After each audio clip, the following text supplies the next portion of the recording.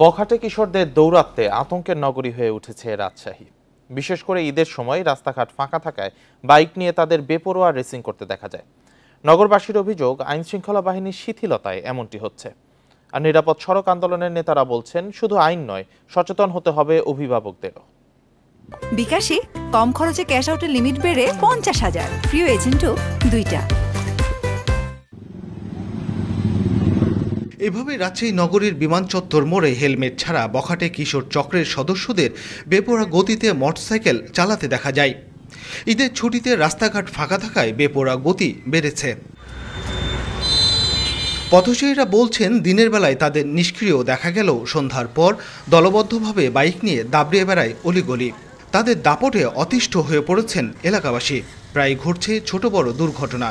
তারা যেভাবে বাইক চালায়, আসলে এটা খুবই দুর্ঘটনার প্রবণ, যে কোনো সময় দুর্ঘটনা হতে পারে। প্রশাসন দেখেও নিশ্চুপ থাকে, এটা প্রশাসনের আয়ত্তে আসলে সব ঠান্ডা হয়ে যাবে। ওগুলা সাইলেন্সার পাইপগুলো আপনার মডিফিকেশন করে বিকট শব্দে একটা আতঙ্কময় একটা পরিস্থিতির সৃষ্টি হয়।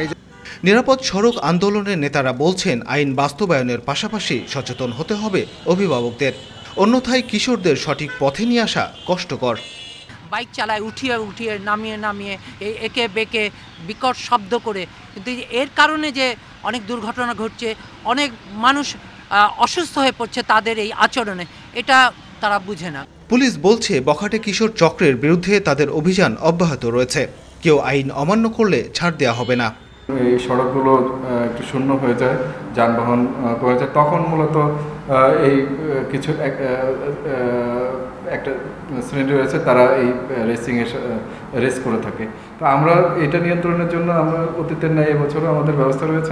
নগরীতে প্রায় 500 বখাটে কিশোর চক্রের তালিকা তৈরি করেছে রাজশাহী মেট্রোপলিটন পুলিশ।